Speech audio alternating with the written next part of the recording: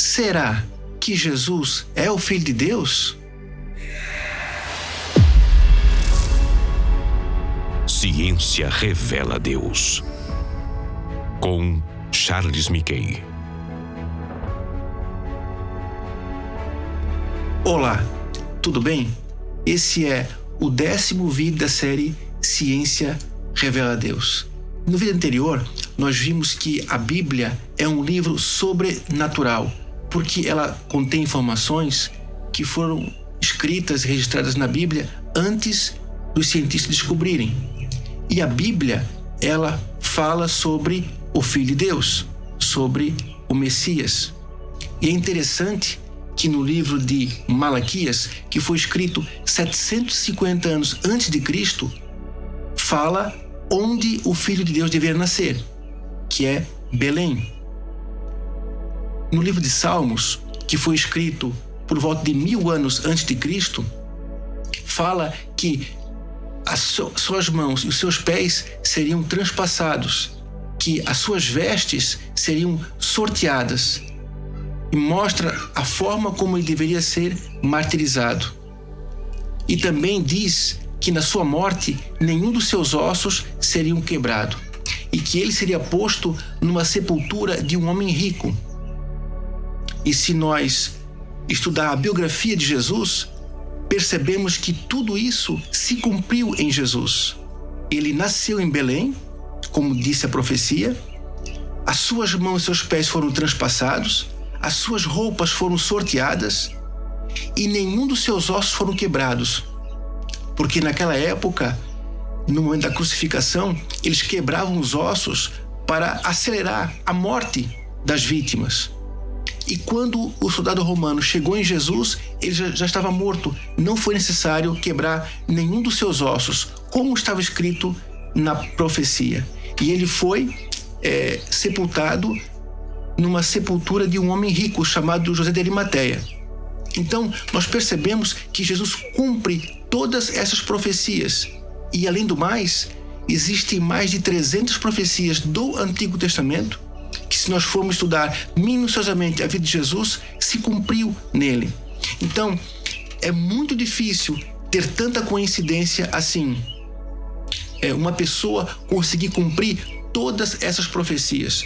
Porque se alguma pessoa quisesse de alguma forma forçar ser o Messias, até algumas profecias ele conseguiria cumprir. Mas como controlar o seu local de nascimento? Como controlar a forma da sua morte? Como controlar aonde o seu corpo seria sepultado? Então percebemos sim que Jesus ele cumpre todas essas profecias, sendo um forte indício sim que ele é o Filho de Deus. E algo que chama muita atenção é que depois da morte, as pessoas acabam esquecendo da pessoa que morreu. No momento da morte, tem aquela comoção dos familiares, tem o luto, mas com o passar dos anos, aquela pessoa vai ficando no esquecimento. E com Jesus é totalmente diferente.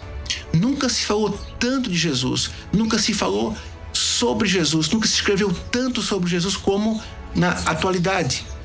1/3 da humanidade crê que ele é o Filho de Deus, ou seja, mais de 2 bilhões de pessoas creem que Jesus é o Messias. E um escritor muito conhecido chamado Augusto Cury, ele é psiquiatra e dos escritores mais lidos na atualidade. Ele quis provar que Jesus era invenção da mente humana. Ele começou a pesquisar a biografia de Jesus para mostrar que Jesus nunca existiu. Só que ao se deparar com as suas ações e reações, ele percebeu que seria impossível o ser humano inventar tal personagem. Porque diante da morte, diante de extrema dor que Jesus passou ao suar sangue, ele conseguiu pedir para Deus perdoar os seus agressores, os seus assassinos, os seus carrascos. Ele conseguiu amar, mesmo em extrema dor, sendo que o natural do ser humano, no limite de dor, é não raciocinar e sim agir por instinto. Mas Jesus conseguiu amar os seus inimigos ao extremo. Então, isso é um tipo de comportamento incomum, sem precedentes. E, analisando outros comportamentos de Jesus, ele conseguiu concluir que realmente sim, Jesus existiu. Porque não existia, até então, comportamentos semelhantes a de Jesus. Outro fato interessante é a ressurreição de Jesus. Sabemos que se a ressurreição de Jesus não tivesse acontecido, todo o cristianismo cairia por terra. A ressurreição é a base do cristianismo. Mas como podemos entender que realmente aconteceu a ressurreição? Olha, tem uma teoria em que dizem que os discípulos roubaram o corpo de Jesus e saíram contando que ele ressuscitou. Mas, se realmente os discípulos tivessem inventado essa história de ressurreição, eles não colocariam que mulheres testemunharam pela primeira vez a ressurreição de Jesus. Porque na cultura judaica, o testemunho de mulher não tem valor. Se eles fossem elaborar um plano, eles iam dizer que foram homens que viram Jesus ressuscitado. E também, se eles tivessem elaborado esse plano, eles iriam dizer que Jesus iria ressuscitar no 4º dia e não no 3º dia. Por quê? Para o judeu, uma pessoa, ela pode naturalmente voltar à vida até o 3º dia depois da sua morte. Porque para o judeu, no primeiro dia morre o corpo, no 2º dia morre a alma e no 3º dia morre o espírito. Então, no 4º dia realmente a pessoa está morta, ela não poderia voltar mais à vida. E Jesus dizendo que voltaria à vida ao 3º dia, isso poderia acontecer naturalmente e não como se fosse algo sobrenatural. Então, se fosse para inventar uma história, eles iam dizer que Jesus ressuscitou ao 4º dia, porque aí sim seria algo sobrenatural. E outro fato interessante, 500 pessoas viram Jesus subir aos céus. Se todos comprassem essa ideia dessa mentira, isso logo ia cair por terra, porque um grupo tão grande de pessoas não suporta uma mentira. Eles acabariam de alguma forma contando realmente a verdade e todo esse plano iria cair por terra. E outra coisa, o que ganhariam essas pessoas ao inventar essa mentira? Porque o Estado estava contra Jesus, o Império Romano condenou Jesus. A religião também estava contra, também condenaram Jesus, os judeus. O povo gritou, crucifica-o. Então, os discípulos de Jesus não tinham apoio de ninguém. Eles não ganhariam nada com essa história. Muito pelo contrário. Eles sofreram grande perseguição. Então, dizer que a ressurreição foi um plano bolado pelos discípulos que roubaram o corpo e saíram dizendo por aí que Jesus ressuscitou, não se sustenta em pé. Porque esse plano teria que ser homens testemunhando que Cristo ressuscitou e não mulheres. Teria que ser no 4º dia e não no 3º. Até um fato interessante, quando Jesus ressuscitou Lázaro, ele estava morto já há 4 dias.